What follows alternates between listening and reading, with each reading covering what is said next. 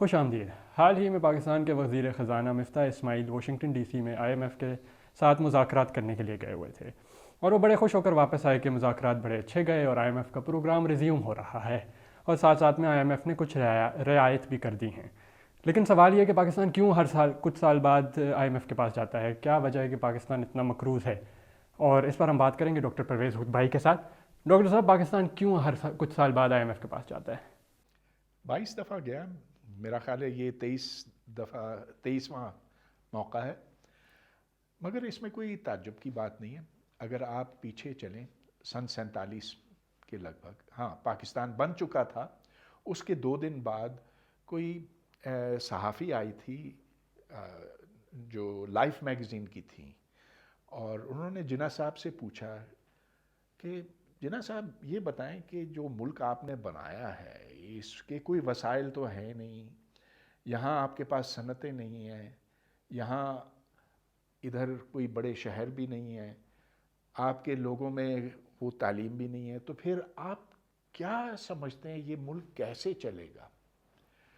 تو جناح صاحب نے کچھ دیر سوچا اس کے بارے میں اور کہا کہ آپ کو پتہ، ادھر سوویت یونین ہے، ادھر امریکہ ہے، ہم بیچ میں ہیں، اور ہم جانتے ہیں کہ جیو پالیٹکس کیا چیز ہے۔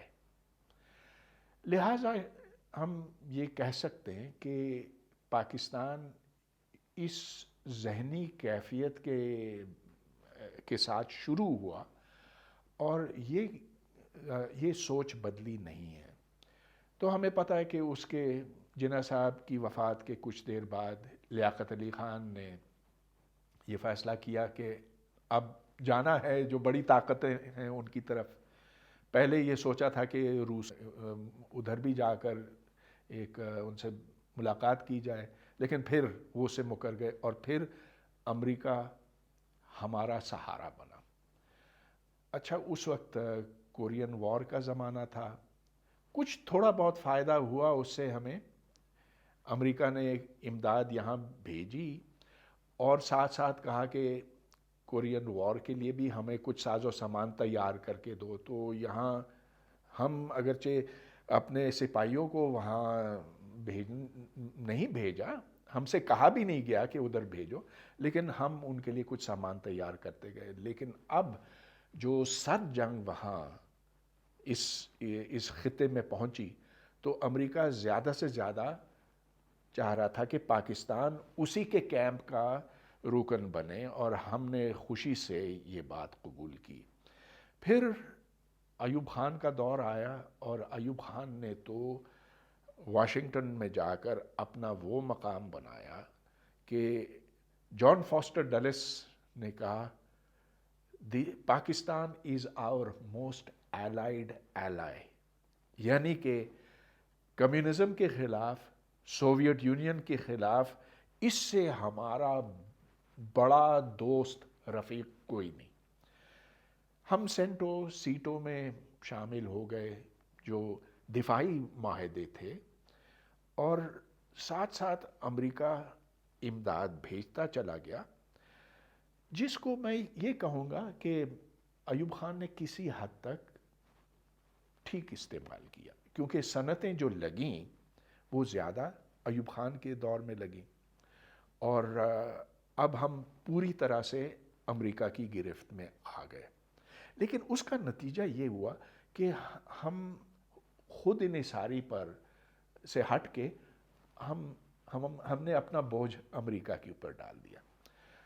تو یہ سلسلہ چلتا چلا گیا، لیکن جو سب سے بڑی تبدیلی آئی نا، یہ تو آپ کو پتہ ہے کہ سن 1979 میں جب سوویت یونین نے افغانستان پر قبضہ کیا، تو اس کے بعد پھر پاکستان نے جو عالمی جہاد کا اہتمام کیا امریکہ اور سعودی عرب کے ساتھ مل کر، تو ہمارے جو پچھلے قرضے تھے وہ سارے معاف ہو گئے، اور امریکہ سے ڈالر کی بوریاں آنے لگیں، اور یہ سلسلہ چلتا رہا جب تک کہ طالبان کی فتح جب تک کہ مجاہدین کی فتح نہ ہوئی۔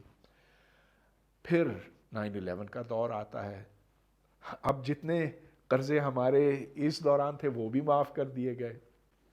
مسئلہ بنیادی بنتا ہے وہ یہ کہ پاکستان میں صنعتیں لگ نہیں سکیں باوجود اس کے کہ سرمایہ کاری ہوئی. اور اس کی میں سمجھتا ہوں کہ کچھ بہت بنیادی وجوہات ہیں. ایک تو یہ کہ جب پاکستان بنا تو یہاں پڑھے لکھے لوگوں کا فقدان تھا، جس کی وجہ یہ تھی کہ مغربی تعلیم اور مغربی سائنس سے ہم نے کنارہ کشی اختیار کی تھی مسلمانوں نے، اور ماں سوائے سر سید احمد خان کے بس ہمیں کوئی اور بڑا نام نہیں دکھائی دیتا سنائی دیتا جس نے یہ کہا ہو کہ اگر جدید دنیا کے ساتھ ساتھ چلنا ہے، اگر صنعتیں بنانی ہیں، اگر وہ ادارے بنانے ہیں جو ایک جدید معاشرے کے لیے درکار ہیں، تو تمہیں پہلے انگریزی سیکھنی ہوگی، تمہیں سائنس سیکھنی ہوگی، تمہیں وہ تمام سبجیکٹ سیکھنے ہوں گے جو ایک جدید معاشرے کے لیے درکار ہے. تو وہ نہ ہونے کی وجہ سے یہاں بہت سے ادارے بنے لیکن وہ چل نہیں سکے. مثال کے طور پر آپ دیکھ لیجئے جو پاکستان ریلویز تھا، جو جتنی لائن بچھی تھی، جتنی پٹری بچھی تھی انگریز کے زمانے میں، اس سے شاید پتہ نہیں 20% زیادہ کیا ہوگا ہم نے. یعنی کہ جو انگریز چھوڑ گئے ادھر وہ اس کے بعد کوئی اس میں ترقی نہیں ہوئی. اس کے برعکس انڈیا میں جو ریل کا جال پھیلا اس کی وجہ سے بڑا فرق آ گیا. پی آئی اے لے لیجئے جو کولیپس ہو رہا ہے، سٹیل ملز جو کولیپس ہو چکا ہے. یہاں کوئی صنعت لگ نہیں سکتی کیونکہ لوگ نہیں ہیں. اور لوگ اس لیے نہیں ہیں، یعنی لوگ تو بہت ہے، آبادی بہت ہے پاکستان کی، لیکن وہ جو قابل ہوں تو انجینئر آپ کو ملیں گے لیکن وہ صرف مینٹیننس انجینئر ملیں گے، اور جو صرف ملٹی نیشنل کارپوریشنز جو بتاتے ہیں وہی کر سکتے ہیں. غرض یہ کہ یہاں جو لوگوں کی کمی ہے، قحط الرجال جو ہے، اس نے یہاں صنعتوں کو پھیلنے پھلنے سے روکا ہے. اور یہ وجہ ہے کہ بھائی آج جو ہمارا گزارا ہو رہا ہے وہ اس لیے کہ جو بیرون ملک پاکستانی ہیں وہ ڈھیر ساری رقم پاکستان بھیجتے ہیں. تو میرا خیال ہے پچھلے سال کوئی 22 ارب ڈالر بھیجا. اس کے برعکس جو پاکستان کی برآمدات ہے وہ کوئی 18 بلین کے لگ بھگ ہے. اچھا، اب جو مزے کی بات آپ نے پوچھا کہ ہم کیوں مقروض ہیں، کتنا قرضہ ہے. قرضہ کوئی 90 ارب ڈالر کے برابر کا ہے، لیکن چلیے اور ملکوں کے قرضے تو اس سے زیادہ ہوتے ہیں. فرق یہ ہے کہ وہ ملک اور ملکوں کو، دوسرے ملکوں کو قرضہ دے چکے ہوتے ہیں اور اس سے وہ قرضہ وصول بھی کرتے ہیں. غرض یہ کہ 90 بلین ڈالر کوئی اتنی بڑی بات نہیں ہے، بڑی. اچھا، اس کو میں تھوڑا سا بتاتا ہوں. آتے ہیں برآمدات اور درآمدات کی طرف. تو جو ہماری برآمدات ہیں it is $100 per person per year. $100 export کیا، برآمد کیا، لیکن اس ایک شخص نے $250 درآمد کیا، امپورٹ کیا. امپورٹ اس لیے کہ ہمیں گاڑیاں چاہیے، ہمیں ٹرک چاہیے، ہمیں مزے کی چیزیں چاہیے، ہمیں پیٹرول چاہیے. تو اس سب کچھ کے لیے آپ کو ڈالروں سے وہ خریدا جاتا. نتیجہ یہ کہ جب اتنا بڑا گیپ ہوگا آپ کے درآمدات اور برآمدات میں تو پھر آپ کو قرضہ لینا پڑتا. اور قرضہ ہم نے اتنا لیا ہے کہ اس پر جو سود ہے اس کی ادائیگی کے لیے ہمیں اور قرضے لینے پڑتے. تو اس کو ڈیٹ ٹریپ کہتے ہیں. ہم ڈیٹ ٹریپ کے اندر پھنسے ہیں. آئی ایگری کہ آپ نے جو لانگ ڈیورے اس کا ٹریس کیا ہے، خاص طور پہ پارٹیشن آنورڈ. پولیٹیکل اکانومی کی ٹرمز میں اسے کہتے ہیں ایک رونٹیئر اسٹیٹ، ایک رینٹ سیکنگ اسٹیٹ ہے. اور وہ مختلف اسٹیٹ ہو سکتی ہیں. کئی جگہوں پہ تیل زیادہ ہوتا ہے، فیول ہوتا ہے، جیسے سعودی عربیہ ٹائپ یا نائجیریا فار انسٹنس. لیکن کچھ جگہوں کا اسٹریٹجک لوکیشن امپورٹنٹ ہوتی ہے. وہ اسٹریٹجک لوکیشن کو استعمال کرتے ہیں سامراجی قوتوں کے مفادات کے لیے. اور پاکستان کی ایک بڑی ایک اہم مثال ہے اور آپ نے اس کا ایگزیکٹلی بڑا اچھا پوائنٹ آؤٹ کیا ہے. اور I think just to continue with that I agree کہ ایوب خان کے دور میں انڈسٹریلائزیشن تو ہوئی but they were two elements that problematised it. اور اس میں ایک ایلیمنٹ تو یہ تھا کہ it was very concentrated wealth right at the top, اور اسی کے نتیجے میں ایک بیسکلی میسز کا ایک ریوولٹ آیا, ایک انسرجنسی آئی, اور اسی کے نتیجے میں ایوب خان بھی اپنی پاور سے ڈسمس ہو گیا. اور دوسری بات, اس زمانے میں ایسٹ پاکستان ایگزسٹ کرتا تھا, اور پاکستان کا جو ویسٹ پاکستان کا ایسٹ پاکستان کے ساتھ تعلق تھا وہ ایک قسم کا نیو کلونیل ریلیشن شپ تھا, ریسورس ایکسٹریکشن کی بنیاد میں تھا. اور جب 71 میں وہ خطہ نکل جاتا ہے پاکستان کے ہاتھ سے تو پھر یقیناً ایک اکنامک مسئلے جو ہوتے ہیں وہ بڑھ جاتے ہیں. اور دوسری بات اگین مجاہدین کا آپ نے بالکل صحیح مثال دی, اور یہ آئی تھنک بڑا امپورٹنٹ ہے اسٹیٹ کرنا کہ پاکستانی پولیٹیشینز کا ریٹرک تو ایک طرف, اصلی میں پاکستان اور امریکہ کے مفادات تو خیر نہیں جڑے بٹ تعلقات جڑے ہوئے ہیں, ایٹ لیسٹ ان کے ایلیٹس کے اور پالیسی میکرز کے مفادات جڑے ہوئے ہیں, اور وہ اپنے آپ کو ساتھ ساتھ ہی لے کر چلتے ہیں. دوسری جو میں بات کرنا چاہ رہا ہوں وہ تھوڑا کمپیریٹیو فریم ورک میں اگر ہم بات کریں تو انڈیا میں جو کانگریس کی حکومت تھی, نہرو کا فیبین سوشلزم یعنی کہ ایک قسم کا ٹون ڈاؤن قسم کا سوشلزم بھی ایگزسٹ کرتا تھا. ادھر بھی نیشنلائزیشن ہوئی, ادھر بھی انڈسٹریز نیشنلائز ہوئیں, لیکن ساتھ ساتھ وہاں پر بہت اچھے ادارے بنائے گئے جیسے Indian institutes of technology, Indian institutes of management, اور انہوں نے ایک قسم کی بنیاد لے کی جو پاکستان اس طرح سے نہیں لے کر سکا.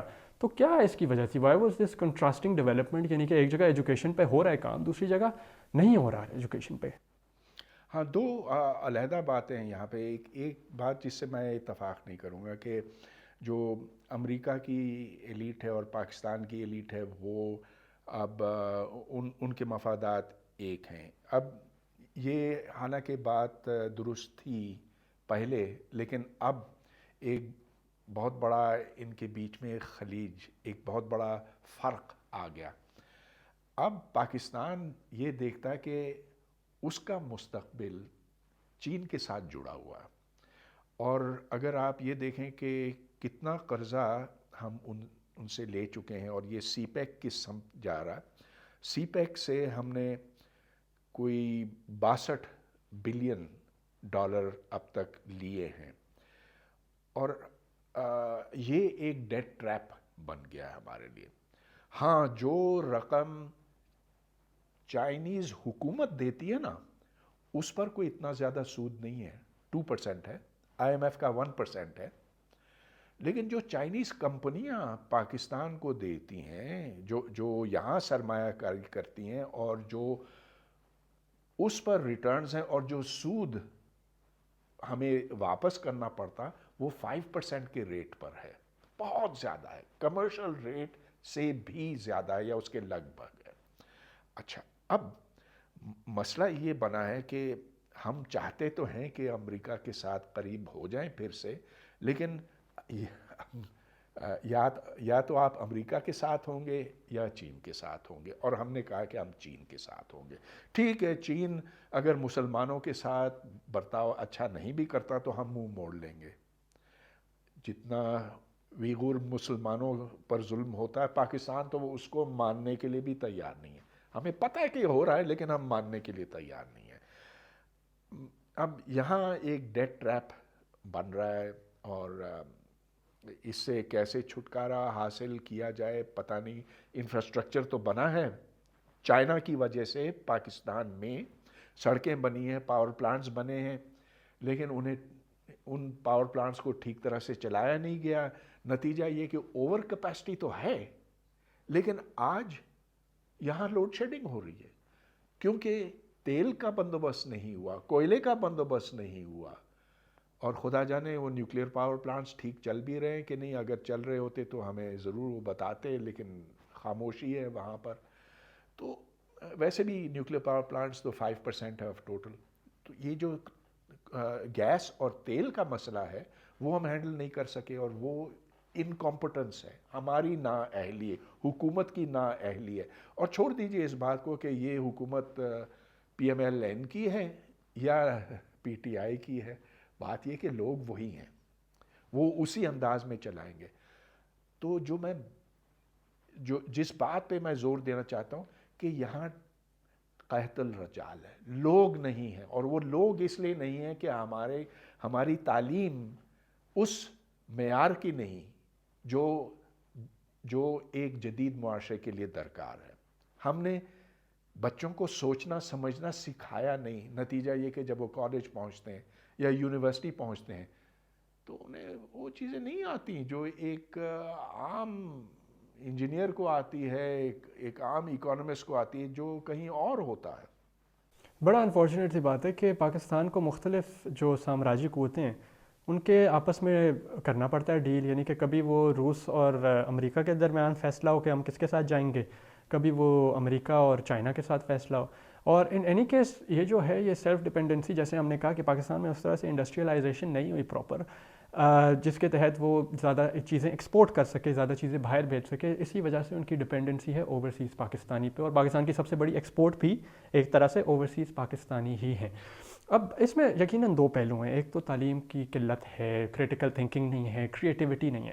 بٹ دوسرا آئی تھنک اسٹرکچرز، یعنی کہ جو انسٹیٹیوشنل فیلئرز ہیں، یعنی کہ انسٹیٹیوشنز کا نہ ہونا، انسٹیٹیوشنز کا اس طرح سے نہ کام کرنا، اس طرح کے گورننس فیلئرز جو ہوتے ہیں. آئی تھنک اس میں بھی ایک اہم پہلو ہے کہ کچھ پاکستانی باہر جا کے تو ایکسل کرتے ہیں کیونکہ وہاں پہ انہیں اسٹرکچرز مل جاتے ہیں، لیکن یہاں پہ اس طرح اسٹرکچرز ایگزسٹ نہیں کرتے. تو کیا یہ پور گورننس اور اکنامک مس مینجمنٹ یہ انسٹیٹیوشنل فیلئرز کے ساتھ ایگزسٹ کرتے ہیں یا یہ سیپریٹ ہے؟ بہت اچھا سوال. یہ دونوں ایک دوسرے کے ساتھ نتھی ہیں، اور اس کے پیچھے ایک بنیادی چیز ہے جسے ورک کلچر کہتے ہیں. یہ دیکھ لیجئے کہ جس طرح سے کوریا میں یا چائنا میں یا جاپان میں لوگ کام کرتے ہیں، اور اس کا مقابلہ کیجئے پاکستان میں جو مزدور ہیں، صنعتی مزدور ہیں یا کوئی اور مزدور ہیں. کھیت مزدور کی بات میں نہیں کرتا کیونکہ یہ تو ان کے لیے زندگی اور موت کا سوال ہوتا ہے، خاص طور پہ جو چھوٹا زمیندار ہے اس کو تو محنت کرنی ہی پڑتی ہے.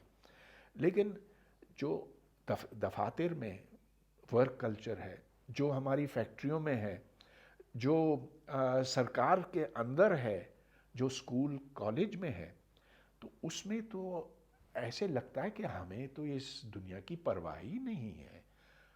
آپ دیکھ لیجئے پورا رمضان گزر گیا، میں سمجھتا ہوں کہ جتنا کام اس پورے مہینہ کیا 1.5 مہینے میں ہوا وہ شاید 1 ہفتے برابر کا بھی نہیں ہوگا. یعنی کہ اتنا بڑا وقت ضائع کر دیا گیا. جو چائنا کا مزدور ہے وہ دن میں 10 گھنٹے کام کرے گا اور اس کی خوشی اس کام میں ہوتی ہے. کوئی کام کرتے ہیں پاکستانی، جب کوئی کام کرتے ہیں وہ مجبوری کے تحت کرتے ہیں، ہماری توجہ اور چیزوں کی طرف ہے. تو یہ وہ فرق ہے جو کسی انسٹیٹیوشن کو بننے نہیں دیتا. لیکن علاوہ اس کے کرپشن، اور یہ شروع دن سے ہے. اب ایوب خان جب آیا تھا اس نے کہا کہ میں اس کا خاتمہ کروں گا، لیکن پھر دیکھیے گوہر ایوب کتنا امیر آدمی بن گیا، صنعت کار بن گیا. ارے بھائی وہ گوہر ایوب ایک تقریباً ان پڑھ آدمی تھا، صنعت کار اتنا بڑا کیسے بن گیا، اتنا مالدار کیسے بن گیا. اچھا پھر اور تو اور دیکھیں آصف علی زرداری کیا تھا، کیا بن گیا. تو اور Nawaz Sharif of course et cetera.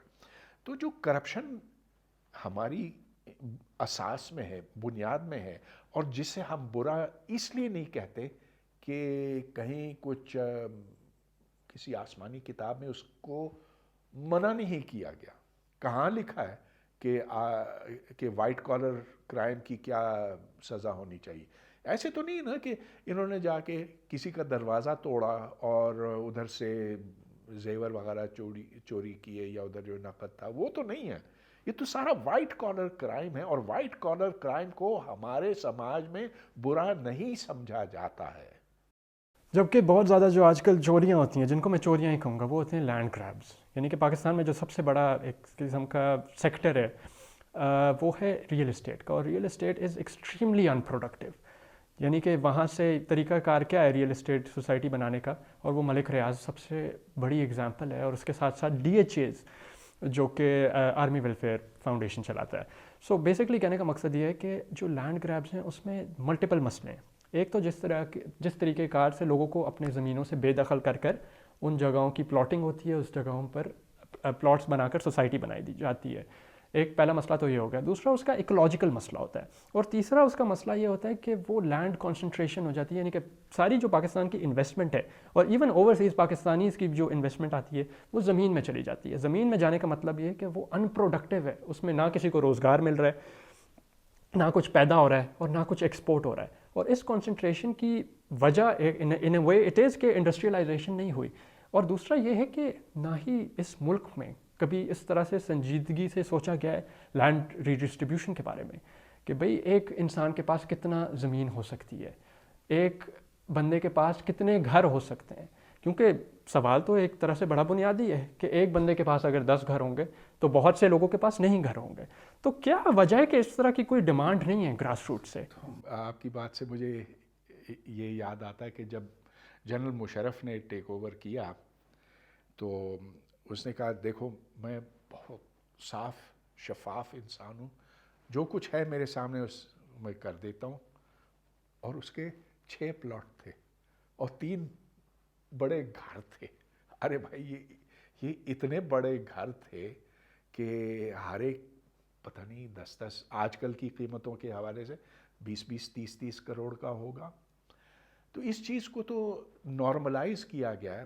اب جب جنرل راحیل شریف ریٹائر ہوئے ان کو 93 ایکڑ زمین ملی بیدیان روڈ پر لاہور میں. لمز دیکھا نا آپ نے، تو لمز کے ساتھ یہ بیدیان، اور اس کو ایگریکلچرل لینڈ کے طور پر ڈکلیئر کر دیا گیا. یعنی کہ اس کی قیمت جو ہے وہ اونے پونے نہ ہونے کے برابر، جبکہ وہ اربوں کی زمین ہے.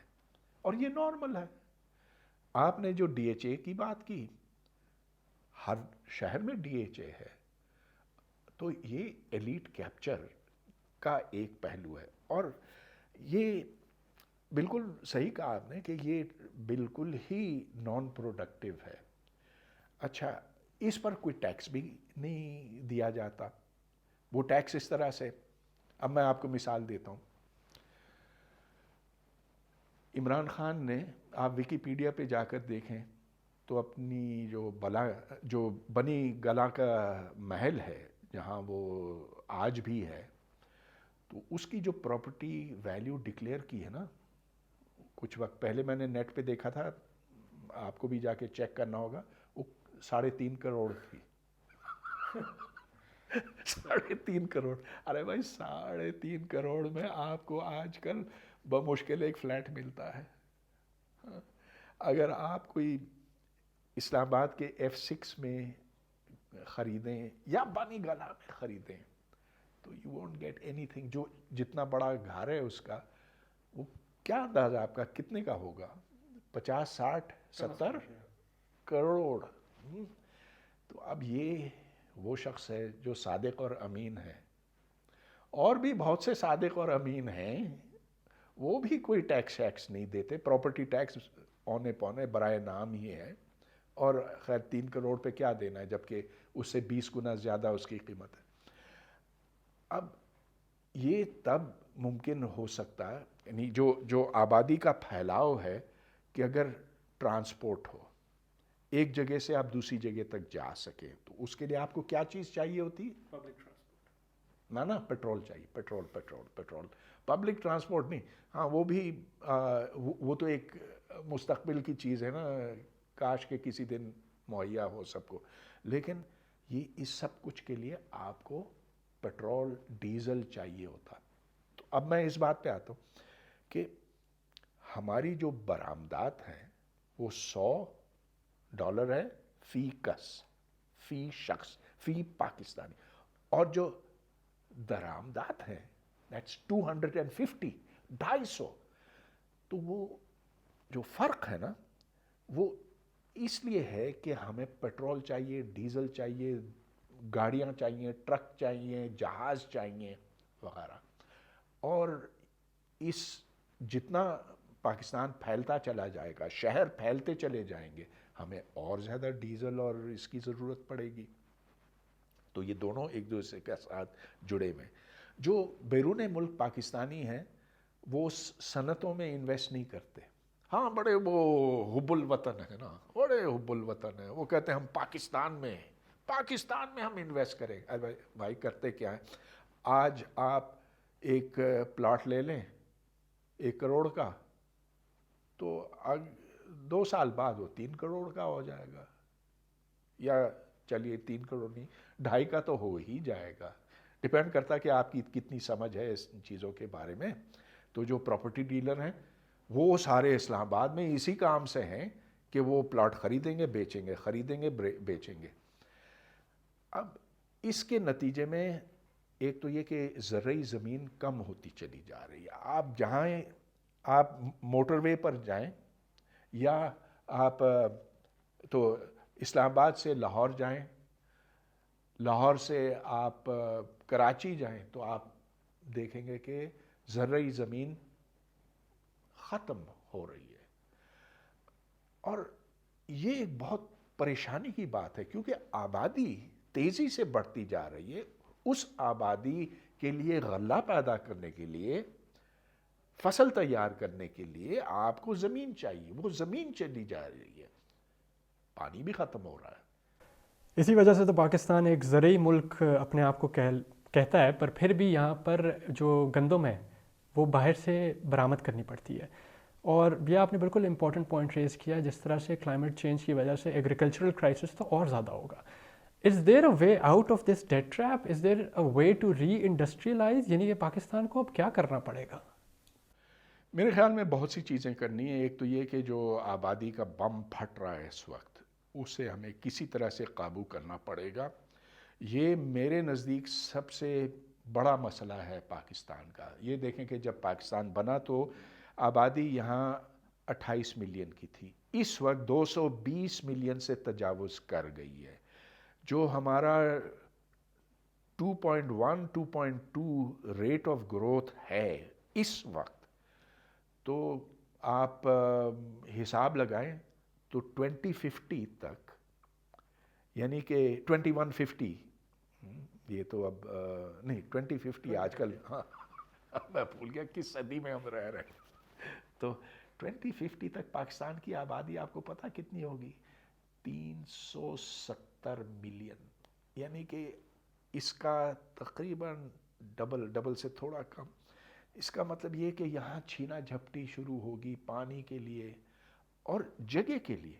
اچھا، اس پہ بھی اگر ہم قابو نہیں پاتے تو ہوتے ہوتے اس صدی کی آخر تک جو پاکستان کی آبادی ہے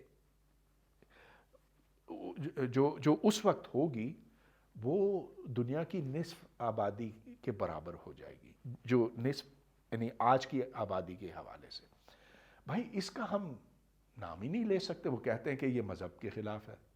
بھائی اسی لیے جو خاندانی منصوبہ بندی کا ادارہ تھا، ادارہ کیا جو محکمہ تھا، منسٹری آف پاپولیشن پلاننگ، اس کو ہم نے بند کر دیا. اب خدا رہا، جو اتنا بڑا مسئلہ ہے اور جس کی وجہ سے بربادی دکھائی دیتی ہے.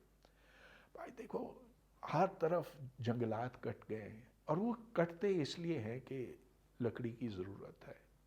یہاں ہوا میں آلودگی ہے، یہاں پانی ختم ہو رہا ہے، سب کچھ. اور بنیادی وجہ آبادی ہے. آبادی کی طرف کوئی سننے کے لیے، کان دھرنے کے لیے تیار نہیں. تو ایک تو یہ ہے. لیکن پھر جس چیز سے مجھے بہت پریشانی ہے، دیکھیں ایک جدید معاشرے کے لیے آپ کو وہ لوگ چاہیے جو اسے چلا سکے. میں بار بار اس کا ذکر کرتا ہوں کیونکہ یہ میرے دماغ کے اوپر چھایا ہوا ہے. وہ جو سنگل نیشنل کریکولم سے نکلیں گے وہ کس کام کے ہوں گے؟ ویسے بھی آپ دیکھیں جو پاکستانی بیرون ملک میں مقیم ہیں، ان میں سے کتنے ہیں جو اعلیٰ عہدوں پر فائز ہیں؟ کتنے مینیجر ہیں، ڈاکٹر ہیں، انجینئر؟ 3 سے لے کر 5%. باقی جو ہیں وہ بیچارے باورچی ہیں، ٹیکسی چلاتے ہیں, جھاڑو دیتے ہیں, برتن صاف کرتے ہیں. That is not the way for a country to be. It's very unfortunate that in the face of climate catastrophe, یعنی کہ کوئی اس طرح کی نہ ہی پالیسی میکرز اس کے بارے میں سوچ رہے ہیں, نہ ہی سیاستدان اس کے بارے میں سوچ رہے ہیں, نہ ہی اس کے بارے میں ایلیٹ سوچ رہے ہیں. And I think there is this urgent need to formulate an alternative kind of vision for economy کے ساتھ ساتھ فیوچر. اور I think that is something that severely lacking, اور وہ آج کل کے سیاستدانوں کے ریٹرک میں آپ کو بالکل نہیں نظر آتا. اور خاص طور پہ فائنلی آئی تھنک جو ٹیکنالوجیکل ڈپینڈنس ہے پاکستان کی, وہ چاہے ملٹری اکوپمنٹ کے حوالے سے ہو, چاہے وہ ہائی ٹیک اکوپمنٹ کے بارے سے ہو, یا انڈسٹریل ڈیولپمنٹ کے بارے میں ہو, یا even for instance take some thing as simple as cars, یعنی کہ پاکستان میں کارز بنتی نہیں ہیں, اسمبل ہوتی ہیں کیونکہ پارٹس باہر سے آتے ہیں.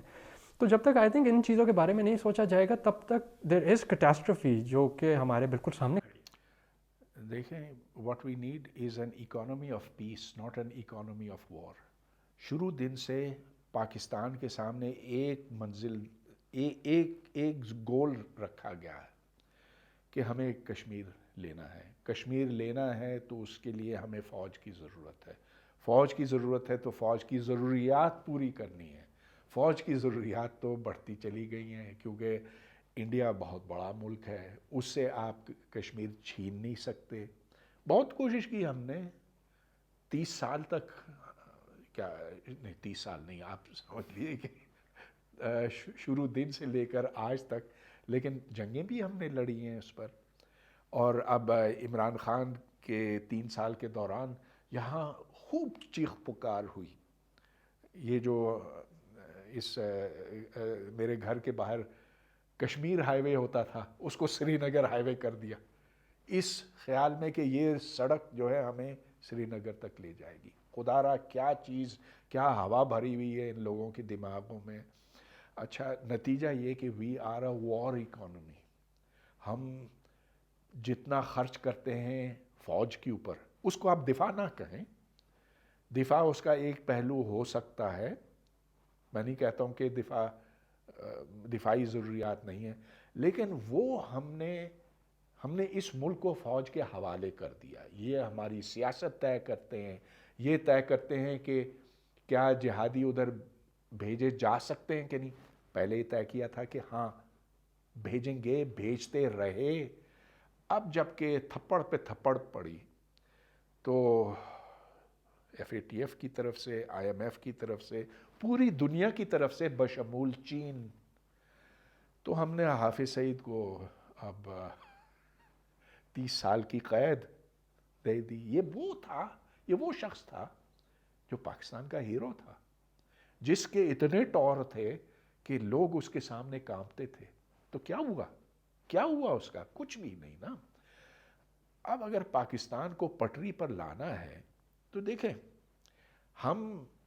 میں ذاتی طور پہ یہ مانتا ہوں کہ کشمیر پر انڈیا نے قبضہ کیا ہے کہ اس کا ایک منصفانہ حل تلاش کرنا چاہیے.